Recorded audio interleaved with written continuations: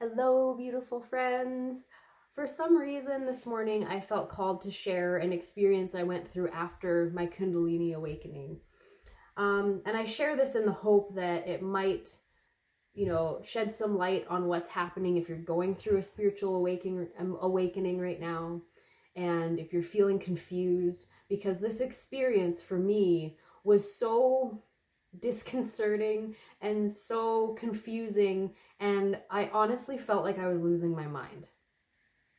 And I've watched a lot of other videos, and a lot of people have had this same experience, and it is just a part of the awakening process. So I just really wanted to talk about this today.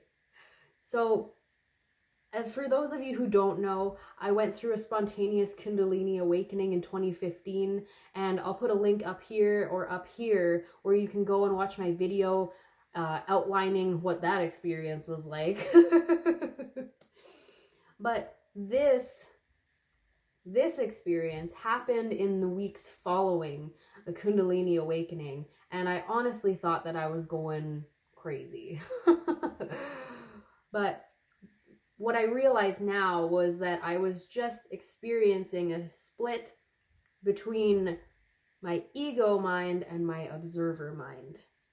So, what was this like? It was really weird for the first few weeks after my Kundalini experience, because up until that point, I had been living quite an unconscious life. Okay, I was just kind of going on autopilot, and I had some little knowledge about the chakras and energy and spirits and all of that, but I had shut myself down to it quite a bit. So when I had this awakening, everything was just blown wide open. And I kind of felt like I was floating through life for a while, and it was weird. Like, time seemed to stretch and then contract, and then, like, it was just so insane.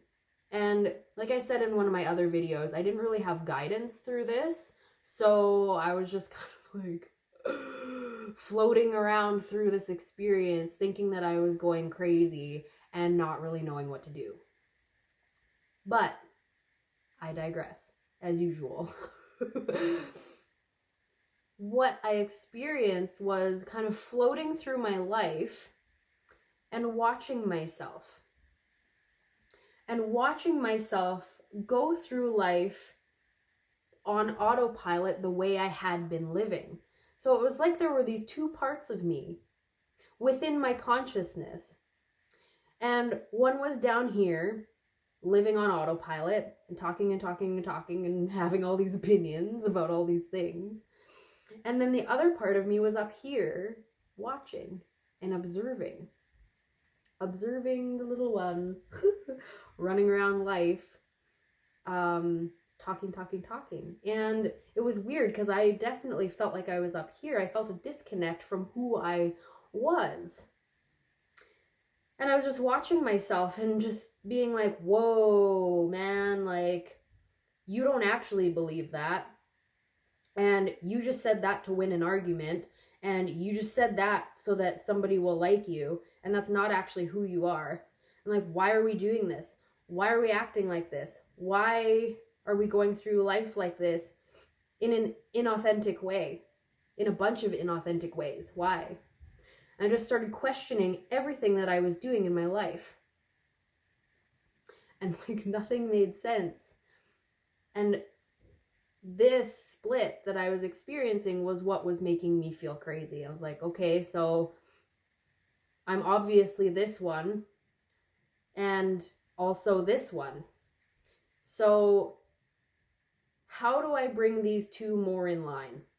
This was my dilemma. How do I bring these two more in line so that I don't feel like such a fraud? So I feel like I'm living more authentically, you know?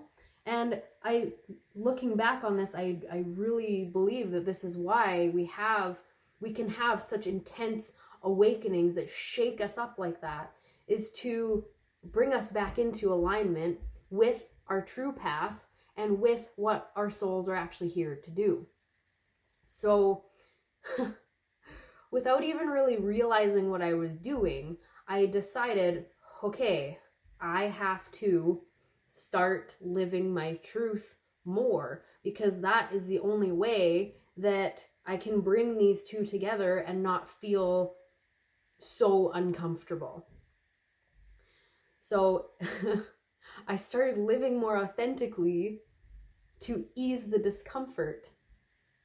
And I know that the people around me were like, the fuck? Like, what is going on? What are you doing? Because the people around me had gotten used to me showing up in a certain way, you know? And then all of a sudden I'm different. All of a sudden I'm changing.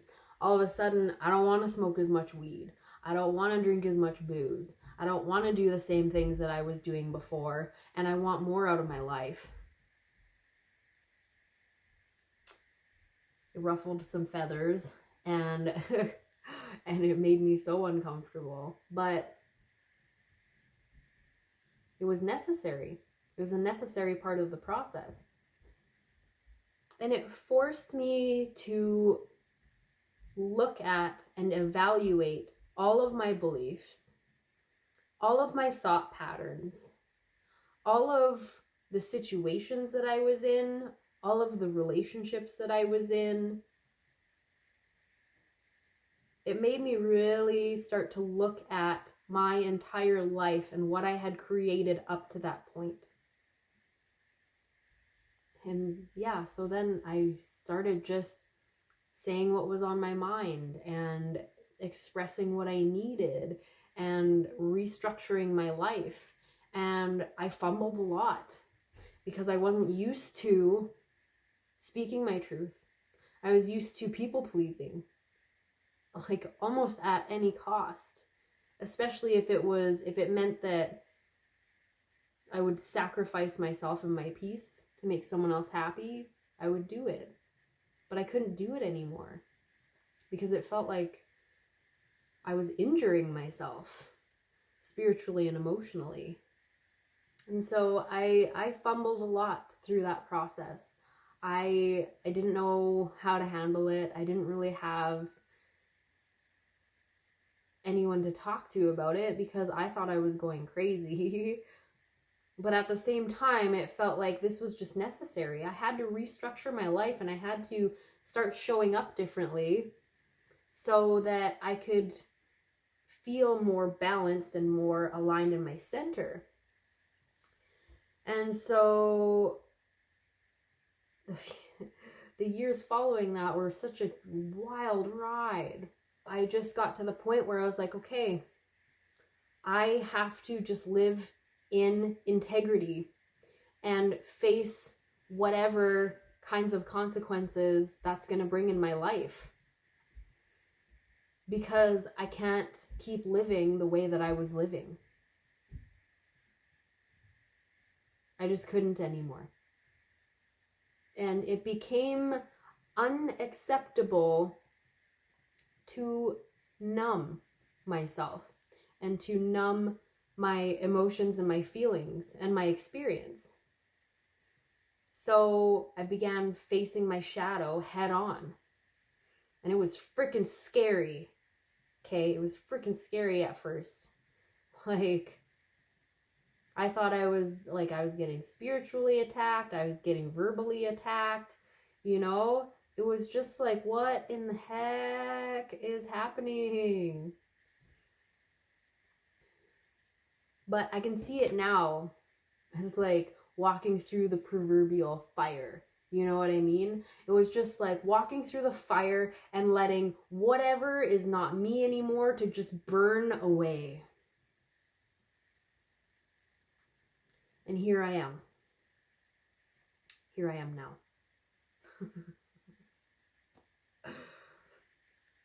So, anyway, I just wanted to share this experience with you guys because it can be so confusing and so scary in the beginning if you have no one, like no guidance on this. You know what I mean? So, know that it does get better. and know that this is happening for a reason. And if you're experiencing symptoms that are extremely painful, please go to a doctor and make sure that nothing is wrong. But as our spirits get purified, so do our bodies. And sometimes when we're going through Kundalini, energetic, psychic, spiritual awakenings, our bodies can experience some crazy symptoms. And that'll probably be a whole other series of videos that I get into, because it can be pretty wild. Pretty wild. But you know that everything is connected. Our souls are connected to our minds, are connected to our bodies. And our bodies are a reflection of what's going on with us energetically, you know? Anyways, that's a whole other video topic for another day. I just wanted to share this experience of this kind of split that can happen when you go through a spiritual awakening, and how this split can cause you to rethink how you've been living. So I hope this video was helpful. Thank you so much for being on this journey with me, you guys. I love you so much. And if you like this video, hit the like button below and subscribe down below to be notified of when I put out new videos. Thank you so much. Sending you tons of love and healing vibes, and I'll talk to you soon.